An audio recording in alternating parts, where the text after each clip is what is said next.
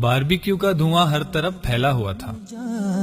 خوب موٹا تازہ جانور تھا جو ذبح کیا گیا تھا.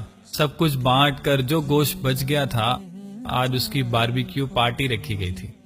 صحن مہمانوں سے بھرا ہوا تھا. سیخیں اتر رہی تھیں اور ساتھ ساتھ کھائی جا رہی تھیں.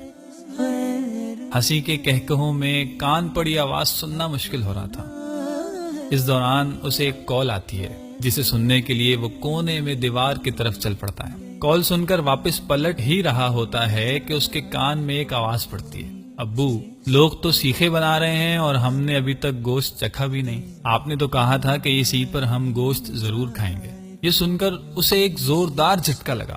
یہ آواز پڑوسی کی 7 سالہ بچی کی تھی. گھر کا منظر کچھ یوں تھا کہ بچی باغ کے پاس موجود ہے اور اس کا باپ چارپائی پر سر جھکائے بیٹھا ہے. وہ بغیر کوئی وقت ضائع کیے واپس اندر گھر کی طرف لپکا. بچی کے الفاظ اس کے کانوں میں اب تک ہتھوڑی کی طرح بج رہے تھے. اندر پہنچ کر فریج کھولا اور گھر میں پکانے کے لیے رکھا ہوا گوشت ہی اٹھا لایا اور دوڑتا ہوا ان کے گھر پہنچا تو بچی نے ہی دروازہ کھولا.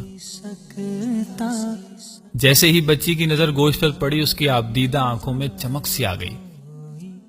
بچی کی یہ حالت دیکھ کر اس کے والد کے بھی آنسو نکل آئے. ہاتھ اٹھا کر دعا دینے لگا، اللہ آپ کو خوش رکھے اس جہان میں بھی اور اس جہان میں بھی، اور زندگی بھر کسی کا محتاج نہ کرے.